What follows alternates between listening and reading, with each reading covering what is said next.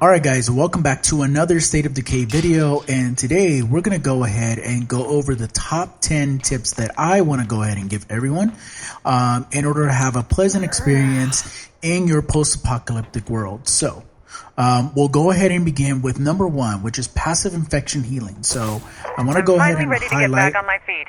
Sorry to be a burden. which is exactly what just happened.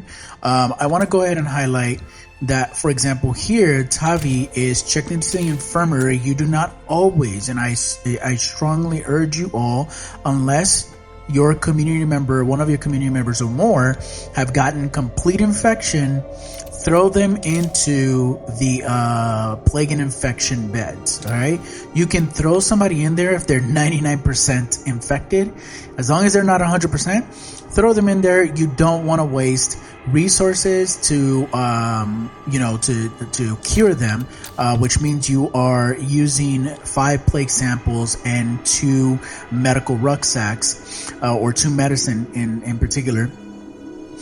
Sorry, not 2 rucksacks, but 2 medicine in particular, just to create a vial of plague cure that can be used at a later time.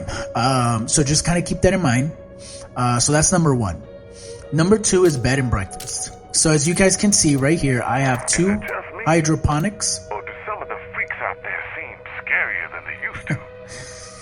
Like they're adapting to us learning how to I've kill. been meaning to take that out.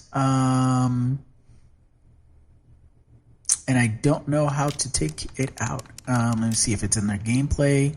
Anyway, I'll deal with that later. But what I want to go over again, real quick, again, like I was saying, bed and breakfast. All right, you want to have enough resources to be able to grow food, and you want to have enough beds. All right, if you don't have enough beds, your people are going to be super crampy. They're going to be saying, "You're all up in my face," or "It's getting crowded in here."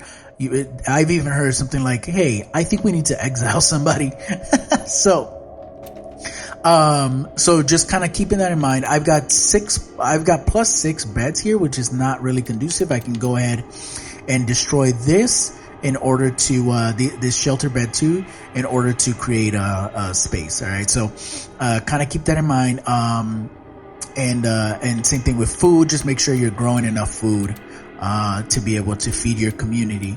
They get grumpy and they start attacking each other. So just kind of keep that verbally, obviously not physically, but verbally. You want to keep your morale up, because the higher the morale is, the faster people work, the happier they are in general, the faster they heal, things like that. So number 3 is cheat the siege. So this is really important. And what I'm going to do is I'm actually going to go ahead and leave the facility, leave my base, so that hopefully it triggers a siege. So hopefully by the time we get to our outpost, we can go ahead and cheat the system. So what basically we're going to go ahead and do is we're going to go ahead and go to an outpost. Hopefully by the time we get there, it'll actually activate for a siege to happen. Once that happens, the cheat in general, a cheese that you can do is switch out your character at the outpost, and then get the new character at the outpost, and then let the siege happen. Do not go back home. Do not go back to the base before the siege is done. All right, so that's super important. Keep that in mind. Do not go back. Okay, what ends up happening is the siege will take place, particularly in lethal zone. I think I'm at like 3 minutes. Let the siege take place for about 3 minutes, and then just go back home. You can go back home at any time. It'll activate to be able to get the influence. In lethal zone, I found that you can get up to 240 influence once you go back home after the siege is done. So it doesn't affect your influence at all. So with that being said, we're going to go ahead and keep moving forward, and hopefully the siege will activate, and I'll show you guys what it looks like. So number 4 is big bases versus small/mid bases. All right, this in general, the tip is, in general, should I say, the goal is to be able to get the big base. So in this case, it's the container fort, right? We've got 1 fire safe storage, which is really good. 3 parking, 1 workshop, 3, which actually contains 8 beds, I want to say. 2 large outdoor slots, 5 small outdoor slots. So that's like the ideal, quote unquote, right? However, as you can see, it is riddled with plague hearts. It's got 7 plague hearts in the vicinity. So we can't take control of that base.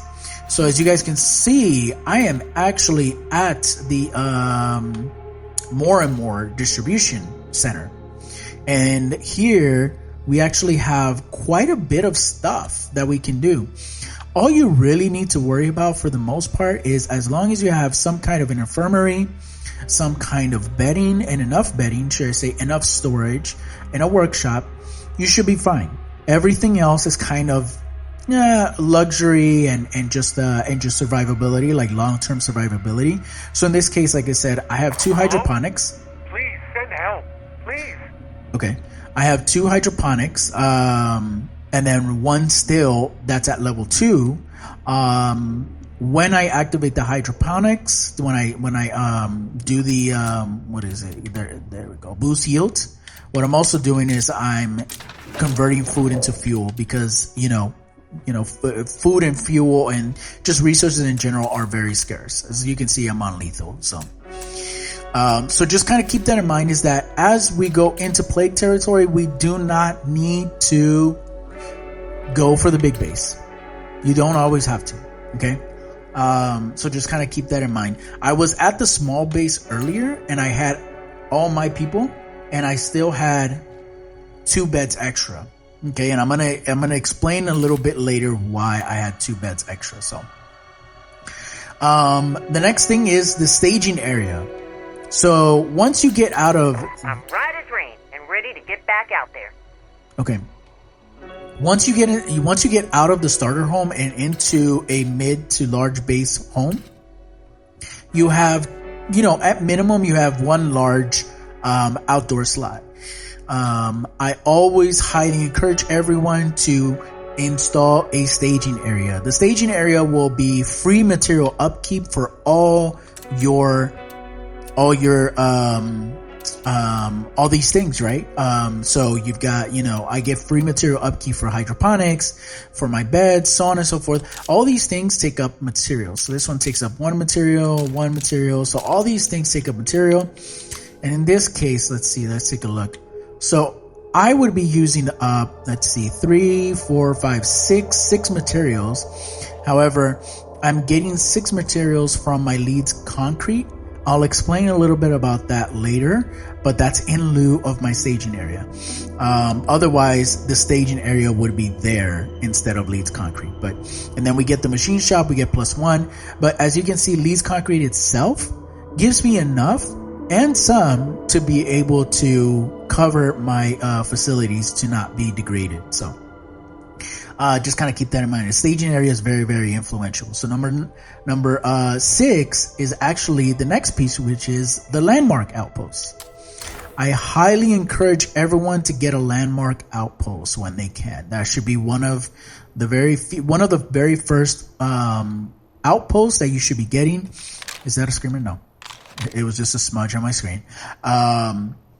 You definitely want to be able to get the landmark. So in this case, I went ahead and got the Leeds concrete silos, which gives me basically the proper maintenance, right? The material upkeep. However, it does come at a cost, which is labor.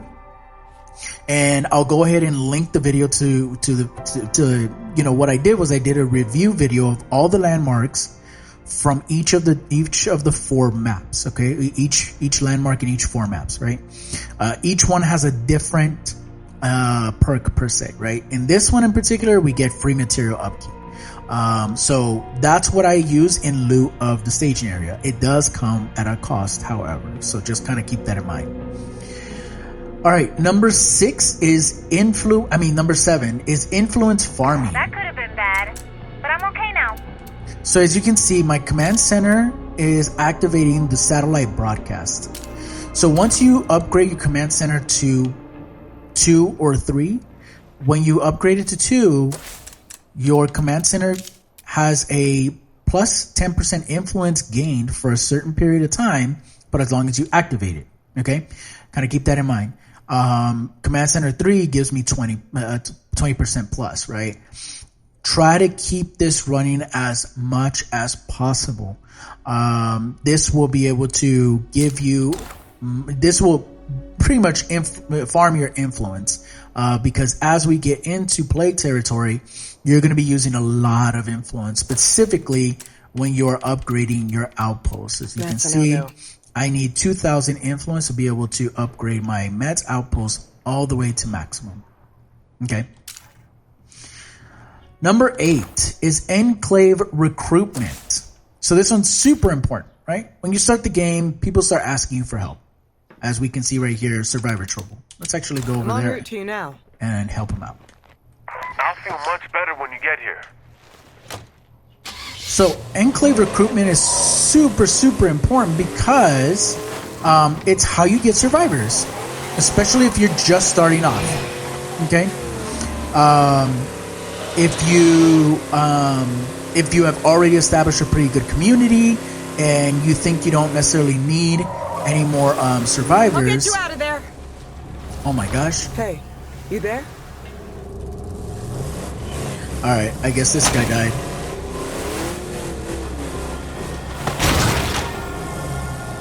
Well then.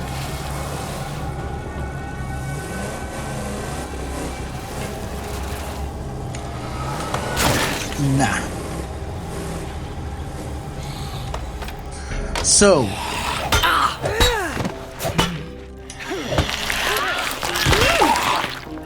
Finally. Alright, let's grab some of his stuff. Alright. So, once you have a pretty good pool of your survivors, what you want to do is you definitely want to be able to keep these guys happy in a sense, right? Now, and I'll talk a little bit about who you want to, recruit and who you don't, right? So when you start, you're going to start with like the plague researchers. I think they're kind of the template for the starting community, right? They're going to ask you for some, plague samples. You got to go around and kill some plague zombies in order to get some. But then after that, these random survivors kind of come around. The frontliners, the Night Watch. That one's kind of new. I actually like that because I think that's a reference to Game of Thrones. But then like the surviving soldiers is a common one. Zombie veterans is a common one. As you can see, I have 2 of them in one community. So each one of them give you different perks if you get them allied. If you get them allied, for example, this one is giving me overflow barracks. So in this case, I can destroy this shelter beds in order to build something else because these guys are giving me extra beds. Okay. These guys are giving me morale and food. So I get free food from them and I get a morale boost. These guys are giving me ammo income and so on and so forth. You can go along the lines and let's take care of you. We can go along the line and just and oh my god, these guys are gonna start bugging me. Well, anyway, they give you perks. All right. Oh shit, boy! If you don't fucking stop.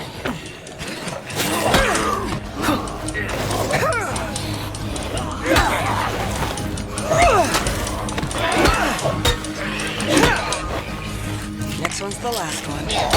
Whoa, shit. God damn it.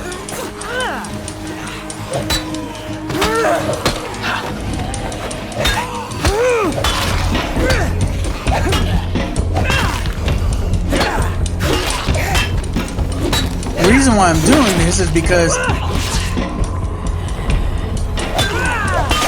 I need to raise her fighting.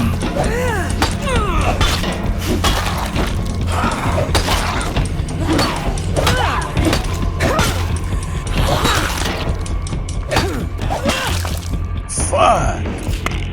Alright. Before I was rudely interrupted. Alright, so just as you want to go ahead and make enclaves happy, you also want to avoid certain enclaves. So for example, I'm going to go ahead and give you this example. The wild oats. All right. They have a strange opinion on keeping zombies alive. Okay. The problem is these guys are the cannibals. You don't have to complete their mission. You just don't. Okay. You could if you are really, really low on influence, or if you're really fucking bored. Eventually you're gonna have to kill them, or get them killed. You know, a common thing that I like doing, to not waste ammo, or anything like that, is I just drag the zombies to them and the zombies do the job for me, right? Another one is, for example, where are they? These guys, right? The bloody grunts. So in particular, when I go to them, they demand from me to give them stuff. This is the enclave that usually demands stuff. You definitely don't want to give them shit, because at the end of the day, they're not going to give you anything back, right? So just kind of keep that in mind. The last enclave, which is not on my screen yet, tends to be called the Desperate Survivors. They might be called something else, but for the most part, they're called the Desperate Survivors. These guys are, or they're called like the Pathetic Survivors or something like that. They're actually really, really pathetic. So what ends up happening is that you'll go to them and they'll tell you like, hey, we suck. We can't get food, or we can't get materials, or we can't get medicine, whatever, so on and so forth. Can you give us some? Okay. Decline. Always decline. Okay. If you were to accept their request and give them food or whatever, all you're going to be doing is babysitting them until the very end, when they're going to say, hey, we can't do this. Can we join your enclave? And then you can allow them to join. Can we join your community? You can allow them to join. And then what ends up happening is that all of their stats suck. A lot of times they come with lung issues. They have a capacity as far as running, things like that. A lot of them have morale issues. So you don't want to recruit them. So those are definitely the ones you want to avoid. Okay. And then lastly, we talked about the landmark outpost. Just kind of keep in mind, I have found, and I'm going to go ahead and put the link in the description right now. I mean, in the video right now, I'm going to go ahead and link it, but I talked about the 4 different landmarks in each of the 4 maps, right? The distinct landmark for each of the 4 maps. I have found this one to be one of the most influential. The second one was Drucker County, which was the medical hospital. I really, really like that one. But the one that at least if you're a starting player, then it makes sense for you to get this. If you're not, if you're a seasoned player like me, then definitely not. By the time you finish the builder legacy, then you get the builder boon, which gives you free water and power. Okay. Now, if you go to Providence Ridge, if that's the map that you choose, or it randomly selects for you, and you get Providence Ridge, you get the windmill farm, or the windmills. What that does is that it gives you free power to your base at the expense of labor. It doesn't give you water. It only gives you power. So if you're a new player and you're just going to go with the windmill farm, the windmill as the landmark, that's totally fine. Or even if you're a seasoned player and you're switching it out, you're switching out your strategy, that's totally fine too. But I have found that one to be the less attractive one. And I think they did that on purpose, because Providence Ridge has a big base that has 5 big outdoor slots. It's the first base of all 4 maps that gives you 5 big outdoor slots, right? So I think the offset was that. So, and then lastly, as you guys can see where I'm standing, this is number 10, and this is a personal preference, is the Impaler. If you got the Ultimate Edition, then you'll get this, you'll get accessibility to it pretty quick by going to Vehicle Delivery and going to Ultimate Edition. In this case, I can't get it because I don't have enough influence, but it is super helpful because zombies, if you are needing a quick escape, especially from a feral, the feral will come and kill itself right there. I have found myself to have broken weapons, broken guns, or even no ammo. I am running low on stamina, and I have been able to climb on top of my vehicle, and the feral will kill itself. So very fun to do. So with that being said, I'm gonna go ahead and wait a couple minutes and see if the Looks like there's a horde assembling in. oh, Not a problem. there we go. So we're gonna go back to tip number 3, which is cheat the siege, and we're gonna go back to our outpost, switch out our survivor, and go ahead and cheat the siege.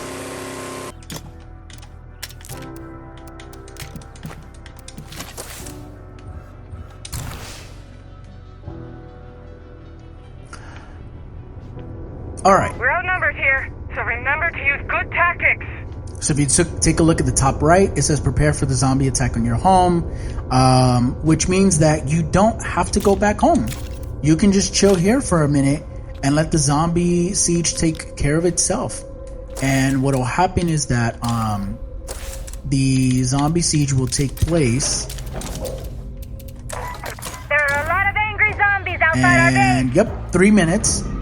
So I could literally chill here for a couple minutes. And then what we're gonna do is chill for a little bit. And after that, we're gonna go ahead and go back home and go ahead and cheese the system. You'll see how. This isn't over. There are more Zeds on the way. Keep on fighting! And just bear in mind, as you guys heard her scream, keep on fighting, it doesn't alert other zombies around you. For some reason, it'll count it towards your base noise, but not Everyone stay alert. We have more creeps but heading not over. your nearby vicinity. So, all right, I think that's more than enough time. Let's see. Let's give it a little bit more time. All right, I think at this point we can go back home. We can go back to the base. All right, so as you guys can see, we're going back to our base with 20 seconds to, on the clock. By the time we get back to our base, it'll, the siege will be over. And here, I'm going to take my time a little bit just to kill a little bit of time. Maybe kill a zombie in the process. All right, 2, 1, Don't give up. boom. We're gonna win this. And you literally don't have to do anything other than just walk up to your base.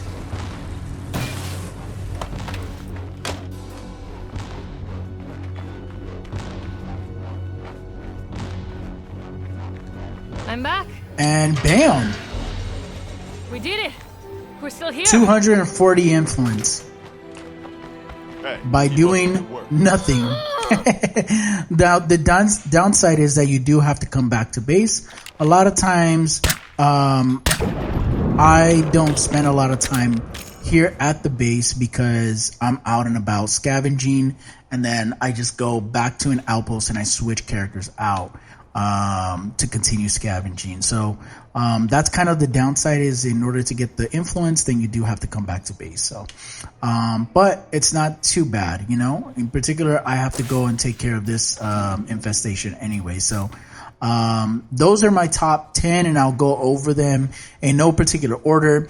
1 is a passive infection healing. 2 is making sure that you have enough beds and breakfast, basically bed and food.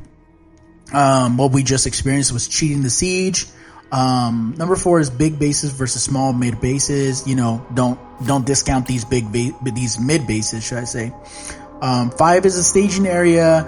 5 and 6. So, landmark outposts. In this particular case, this one would be the staging area because it's in lieu of. Influence farming. Remember, to always turn on your satellite broadcast as much as possible.